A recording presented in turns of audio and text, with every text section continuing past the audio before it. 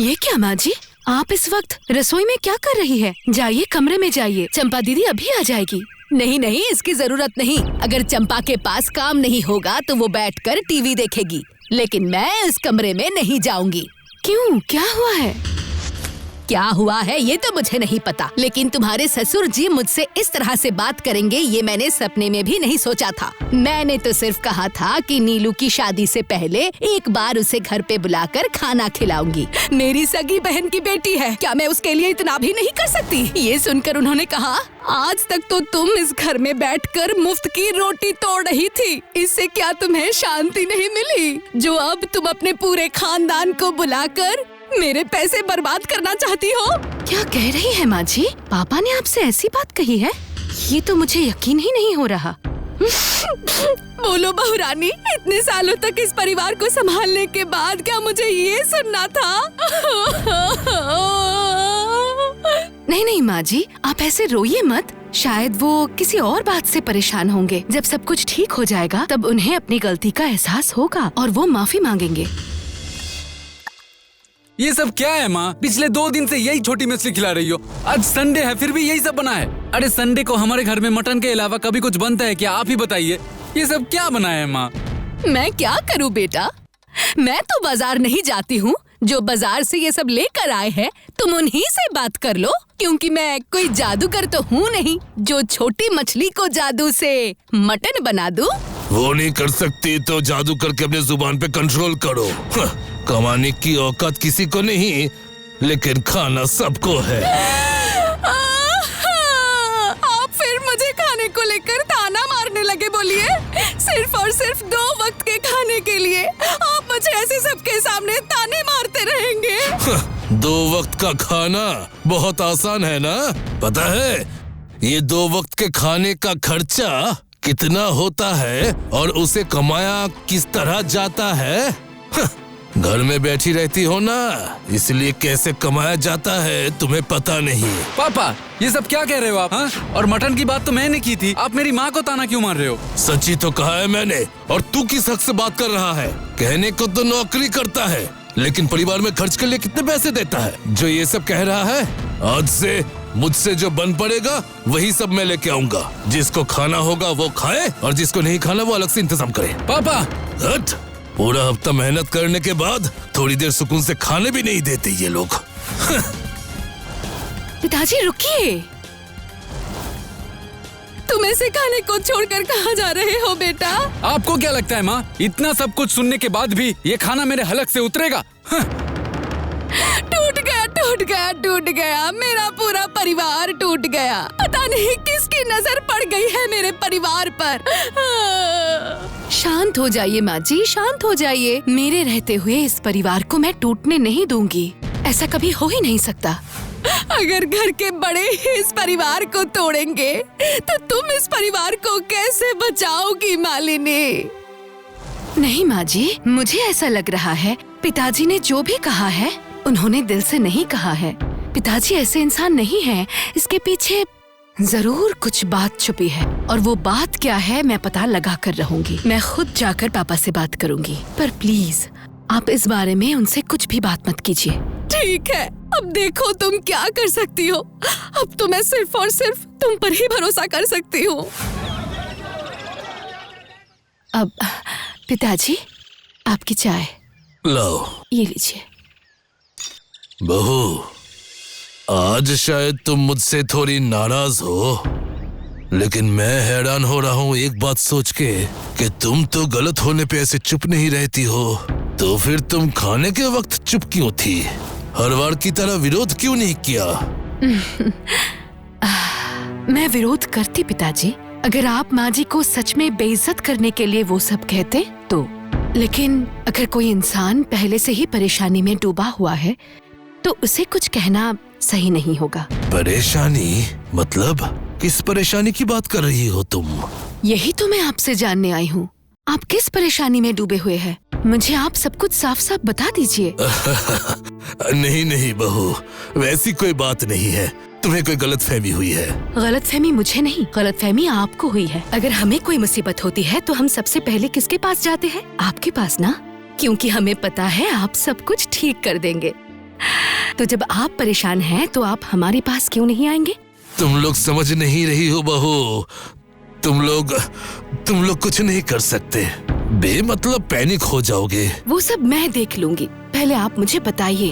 दरअसल बात यह है बहू, साल भर से धंधा थोड़ा मंदा चल रहा है। सेल तो हो ही नहीं रहा है। मेरे स्टाफ कह रहे थे आजकल मार्केट में फैंसी साड़ी की डिमांड बहुत ज्यादा है, तो सोचा फैंसी साड़ी शायद कस्टमर को अट्रैक्ट कर सकता है, इसीलिए मार्केट से क्रेडिट पे बहुत सारी साड़ी खरीदी। अब दुकान में स्टॉक बहुत ज्यादा है, लेकिन दुकान में कस्टमर ही नहीं है।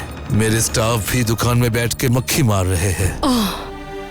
इसलिए आप कुछ दिनों से दुकान नहीं जा रहे हैं? हाँ बहू, ऐसा नहीं है कि मैं मेहनत नहीं करना चाहता, लेकिन मेरे अच्छे भले दुकान की अब ऐसी हालत मैं अपनी आंखों से और नहीं देख सकता। अगर ऐसा ही चलता रहा तो कुछ ही महीनों में मुझे अपना ये बिजनेस बंद कर देना होगा। ये सब आप क्या कह रहे हैं पिताजी? आगे से ये सब मत सोचिए। वो दिन अब ज्यादा दूर नहीं है बहू। पिछले महीने मैं अपने स्टाफ्स को पगार तक नहीं दे पाया। मेरे पुराने स्टाफ है, इसीलिए सामने से कुछ नहीं बोलते, लेकिन उन्हें भी तो घर चलाना है। घर में हम सब मटन खाएंगे और वो लोग दाल रोटी खाएंगे। नहीं नहीं नहीं, ये मैं बिल्कुल बर्दाश्त नहीं कर सकता। और इसीलिए आज ना चाहते हुए भी खाते वक्त तुम्हारी सास को मैंने बहुत भला बुरा कह दिया। इसलिए आप शर्म के मारे अकेले यहाँ बैठे हुए हैं। पर ये तो कोई सलूशन नहीं है ना पिताजी? पता है, लेकिन मैं भी क्या कर सकता हूँ बोलो। एक बात मैं बोलूं पिताजी, आप तो मुझ पर बहुत भरोसा करते हैं, और एक बार क्या आप मेरे ऊपर भरोसा कर पाएंगे? तब तक ये बिजनेस आप किसी और के भरोसे छोड़िए ना। मैं तो छोड़ना चाहता हूँ, लेकिन मेरे दोनों बेटे बिजनेस पर ध्यान ही नहीं देते। घर के बिजनेस की जिम्मेदारी किसी बाहर वाले को तो नहीं दे सकते ना। पिताजी, आप बाहर वालों के बारे में सोच सकते हैं, लेकिन आप घर के बाकी सदस्यों के बारे में भूल गए। आपके तो 2 बेटे और 2 बेटियां हैं, तो फिर आपने सिर्फ और सिर्फ बेटों के बारे में ही क्यों सोचा? बहू, बुरा मत मानना बहू। मुझे लगता है हर काम हर किसी के लिए नहीं है, और कोशिश करने पर भी नहीं कर सकते। तुम्हारी सास जिस तरह खाना बना सकती है, क्या मैं कर पाऊंगा? नहीं बहू। ठीक वैसे ही मैं जिस तरह से बिजनेस करता हूँ, घर की औरतें उस तरह नहीं कर सकती। ये तो सिर्फ और सिर्फ आपको लगता है, पर इसका कोई सबूत नहीं है। और अगर मैं एग्जाम्पल देकर कहूँ तो देश विदेशों में बड़े बड़े होटल्स में ज्यादातर शेफ मर्द ही है। सिर्फ इतना ही नहीं, आप हर मोहल्ले में जाकर देख लीजिए, आपको कितने चाट बेचने वाले मिलते हैं और कितने चाट बेचने वाली। अब हाँ, मैं मानता हूँ, लेकिन औरतें। और हाँ, औरतें भी किसी से कम नहीं हैं। वो भी मर्दों को पीछे छोड़कर पुलिस में जा रही है, प्लेन चला रही है, अपना राज्य चला रही है, देश चला रही है। और हाँ, ये तो सिर्फ एक बिजनेस है जिसकी नींव आपने पहले से ही रख दी है। वो लोग सब एक्सेप्शनल है बहू, सब एक जैसे नहीं होते। आप तो पिताजी एग्जाम देने से पहले ही हमें फेल कर दे रहे हैं। एक मौका तो हमें देकर देखिए, ज्यादा नहीं, बस 1 महीने के लिए देकर देखिए। बस 1 महीने की मोहलत मुझे आपसे चाहिए पिताजी। अगर 1 महीने में आपके बिजनेस आगे नहीं बढ़ी तो मैं हार मान जाऊंगी पिताजी, लेकिन तब तक आपको भी थोड़ा सब्र रखना पड़ेगा। परेशान होने से काम नहीं चलेगा। ठीक है, मैंने आज तक कभी तुम्हें किसी काम के लिए नहीं रोका। जो नुकसान होना था वो तो हो ही चुका है। इस 1 महीने में और क्या हो सकता है। अच्छा, अब आप माँ जी के पास जाइए, मैं आप दोनों के लिए कमरे में चाय लेकर आती हूँ। ये चाय ठंडी हो गई है, इसीलिए वो पूरी रात सो नहीं पाते हैं, सिर्फ और सिर्फ करवटें बदलते हैं। और मैं कुछ समझ ही नहीं पाई। माँ जी, अब ऐसे हाथ पे हाथ धरे बैठने का समय नहीं है। हमारे पास सिर्फ और सिर्फ 1 महीने का वक्त है। लेकिन भाभी, हम लोग क्या करेंगे? बिजनेस के बारे में हमें क्या पता है? साड़ी के बारे में तो पता है ना, और लड़कियाँ क्या देखकर साड़ी पसंद करती है ये भी पता है। मतलब कैसी साड़ी बिकती है हमें ये भी पता है। इसीलिए हम ये आसानी से समझ पाएंगे कि क्या क्या चेंजेस करने से हमारी दुकानदारी और बढ़ने लगेगी। आप सही कह रही हैं, लेकिन आपके पास कोई प्लान है? प्लान है, हमें क्या क्या करना है इसका प्लान मैंने पहले ही बना लिया था। अच्छा मनी, कॉलेज में पढ़ने के दौरान तुमने एक टैली का कोर्स किया था ना? हाँ किया तो था।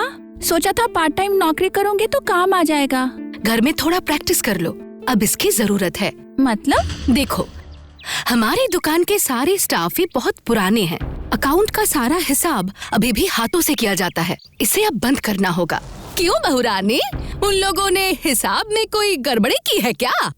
लेकिन वो लोग तो नहीं नहीं माँ जी, बिल्कुल भी नहीं। असल में आजकल तो हर जगह कंप्यूटर में ही हिसाब किया जाता है, क्योंकि अगर हिसाब में कोई गड़बड़ी होती है तो पता लगाने में घंटों नहीं लगते। और इसके अलावा अगर हम लोग पहले की तरह हिसाब करेंगे तो इसमें वक्त बहुत जाएगा, कस्टमर को वेट करना पड़ता है और कई कस्टमर गुस्से में चले भी जाते हैं। इसीलिए अब से मणि ही दुकान का हिसाब किताब संभालेगी और हमारी दुकान में जो अकाउंट का काम संभालते हैं, मतलब तपन चाचा जी, उन्हें धीरे धीरे सब कुछ सिखा देगी। और तपन चाचा तो बहुत स्मार्ट है, वो सब कर लेंगे। अच्छा, उसके बाद? उसके बाद क्या करना है वो मैं बाद में बताऊंगी। फिलहाल ये काम तो शुरू हो जाए। ये रहा हमारे पिछले 5 साल का हिसाब। इसमें स्टॉक का हिसाब, खरीदारी का हिसाब, टैक्स का चालान, सब कुछ रखा हुआ है। सब मैंने 2-2, 3-3 बार चेक करके रखा है बेटी, कहीं कोई गलती नहीं मिलेगी तुम्हें। मुझे तो पता है चाचा जी, आप तो हमारी दुकान के ह्यूमन कंप्यूटर है, लेकिन मैं कह रही थी कि जो काम कंप्यूटर का है वो काम आप कंप्यूटर से ही करवाइए। बेकार में क्यों इतनी मेहनत करेंगे? क्या आपके समय की कोई कीमत नहीं है? लेकिन क्या मैं इस उम्र में नए सिरे से ये सब सीख पाऊंगा बेटी? अब आप डेबिट क्रेडिट सीखने की शुरुआत क्यों करेंगे? आप तो ये काम 35 सालों से कर रहे हैं। सिर्फ आप जो पेपर में लिखते थे वही आपको कंप्यूटर में लिखना है, सिर्फ यही आपको सीखना है।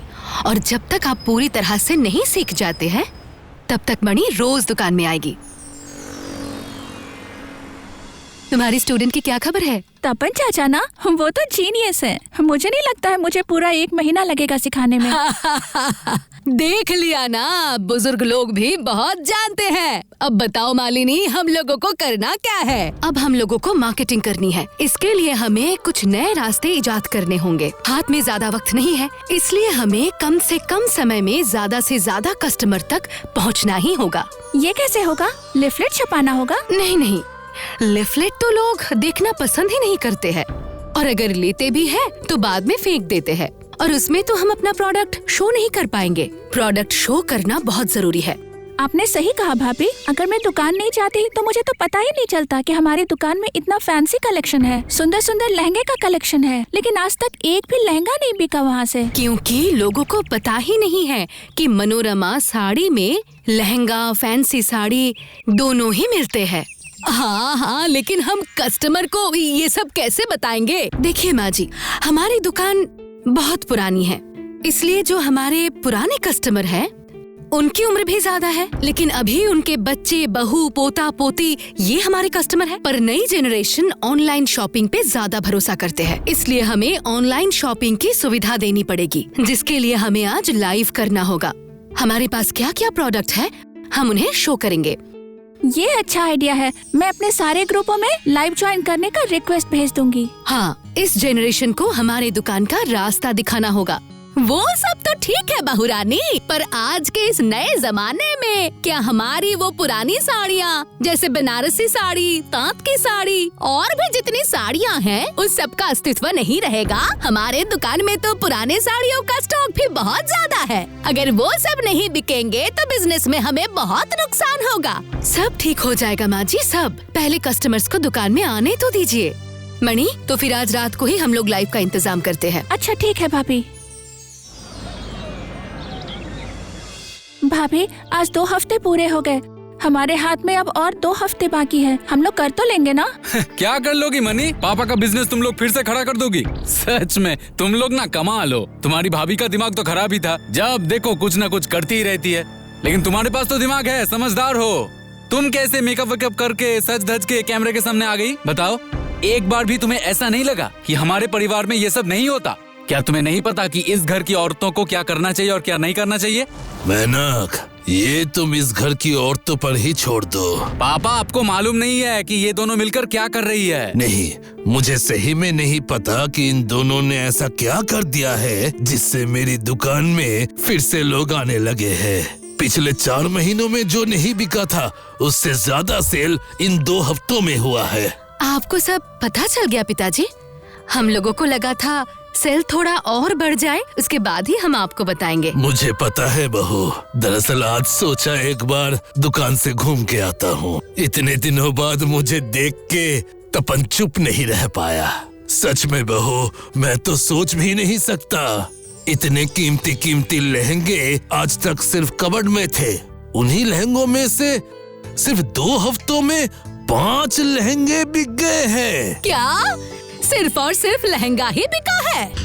हमारे दुकान में इतनी अच्छी अच्छी साड़ियाँ हैं, तांत, मसलिन, ये सब क्या नहीं बिक रहे हैं? नहीं माँ, नहीं बिके हैं, और जितने बिके भी है वो बताने लायक नहीं है, लेकिन अब बिकेंगे और ये सब होगा आपकी वजह से। पिताजी, उससे पहले आप कुछ अच्छी अच्छी साड़ियाँ आप दुकान से घर में भिजवा दीजिए तो। ठीक है, ठीक है, ठीक है। मणि, आज की ही लाइफ की वजह से हमारा बिजनेस और आगे बढ़ सकता है, इसलिए तुम्हें जो जो कहना है सब कुछ याद है ना? आप चिंता मत कीजिए भाभी, मैंने पूरा स्क्रिप्ट अच्छे से याद कर लिया है। और ऑनलाइन बुकिंग कैसे करना है ये भी अच्छे से समझा देना। अगर सब कुछ ठीक रहा तो इस ऑनलाइन सेल के वजह से हमारा बिजनेस और आगे बढ़ेगा।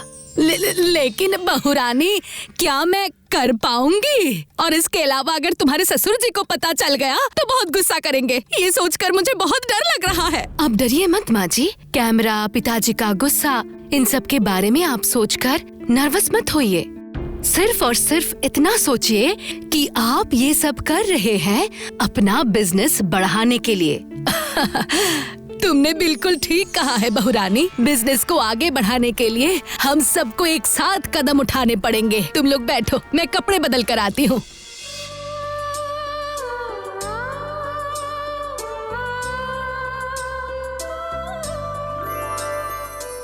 हाँ, आप लोगों की रिक्वेस्ट को मानकर हम लोगों ने ऑनलाइन बुकिंग स्टार्ट किया है। आप लोगों को जो भी साड़ी पसंद आए उसका स्क्रीनशॉट लेकर स्क्रीन पर दिए गए नंबर के ऊपर भेज दीजिए। हम लोग पेमेंट डिटेल्स बता देंगे। लेकिन अच्छी अच्छी साड़ियाँ तो तुम जैसे नई नई लड़कियाँ ही ले लेंगी, लेकिन हमारी जैसी औरतें जिनको ठीक से मोबाइल चलाना नहीं आता है, उनके दुकान जाने से पहले ही तो साड़ियाँ खत्म हो जाएगी। ये बात तो माँ बिल्कुल सही कह रही है। तो फिर एक काम करते हैं, दुकान में जाके जो लोग साड़ी खरीदेंगे उन्हें एक्स्ट्रा 5% डिस्काउंट मिलेगा। क्यों, अब तो आप लोग खुश हैं ना?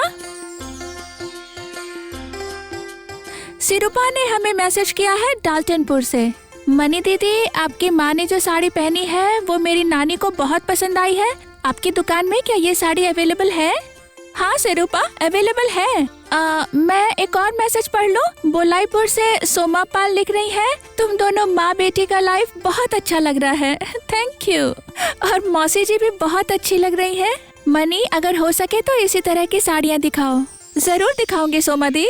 देखा ना मणि, चाहे चीजें जितनी भी पुरानी हो जाए, उसकी क्वालिटी कभी कम नहीं होती है। आज भी पुरानी साड़ियों की डिमांड मार्केट में बहुत ज्यादा है और आगे भी रहेगी।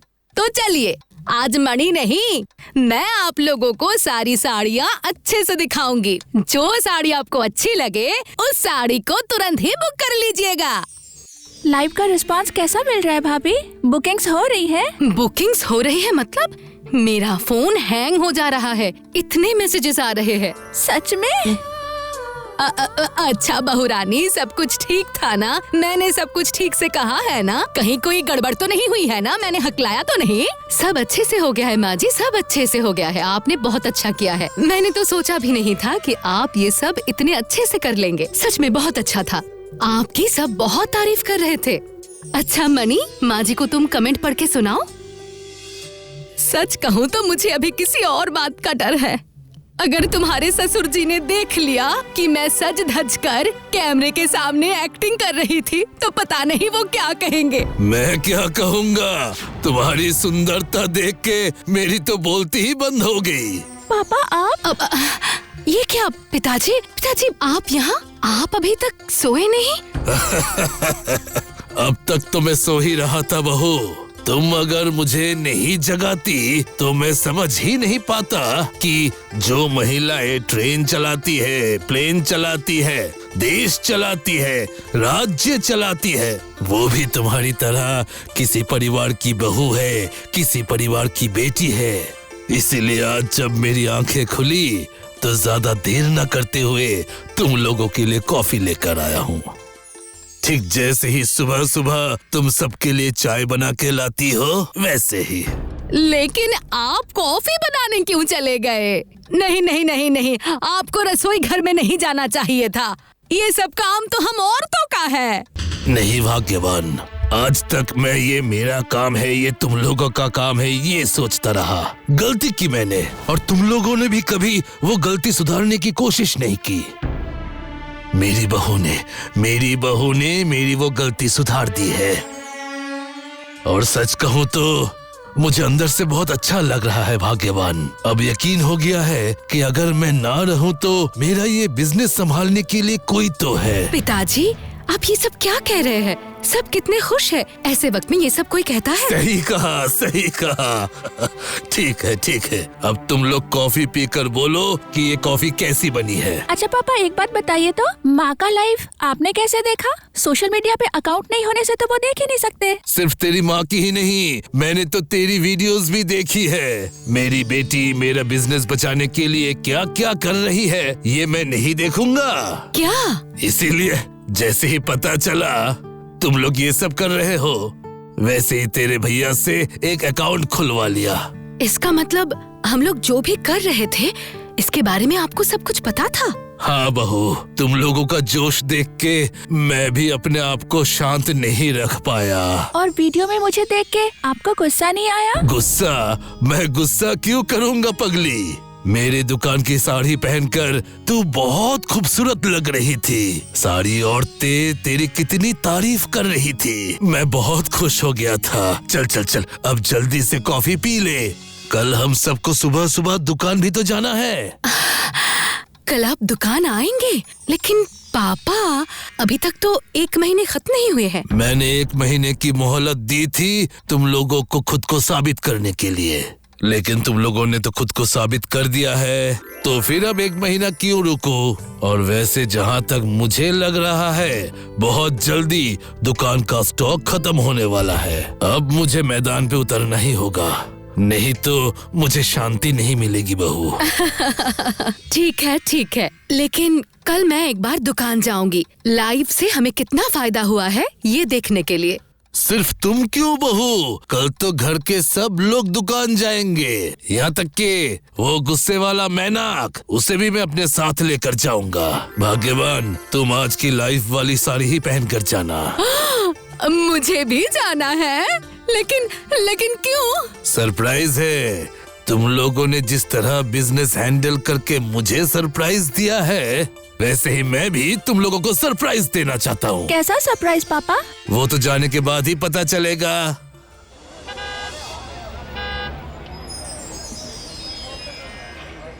ये सब क्या है पापा? ये सब तो नए दुकान के उद्घाटन के वक्त किया जाता है। तुम दोनों भाई तो मेरे दुकान की कोई खबर नहीं रखते, इसीलिए नहीं पता। मेरी ये दुकान बंद होने के कगार पे आ गई थी। अगर बहू सामने से आकर नहीं संभालती तो अब तक मैं खुद ही इस दुकान को मुंह मांगी कीमत पे बेच देता।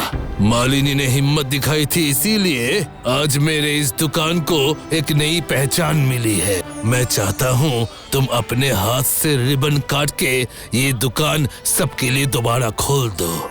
बहू रानी, ये लो, देखो कितने सारे कस्टमर दुकान खुलने का इंतजार कर रहे हैं। सॉरी पिताजी, ये काम मैं नहीं कर पाऊंगी, क्योंकि ये काम मेरा नहीं है। ये दुकान जिसके नाम पर है, ये करने का अधिकार सिर्फ उन्हें ही है। अरे नहीं बहू, ये तुम क्या कह रही हो? इस दुकान को खड़ा करने में तुम्हारी भी पूरी मेहनत थी। तुम्हारी वजह से ही ये सब हुआ है, इसलिए ये इनाम तुम्हें ही मिलना चाहिए। ठीक है, तो मैं अपने इनाम की ट्रॉफी आपको सौंप देती हूँ। उद्घाटन कर दीजिए माँ जी, सब कोई इंतजार कर रहे हैं।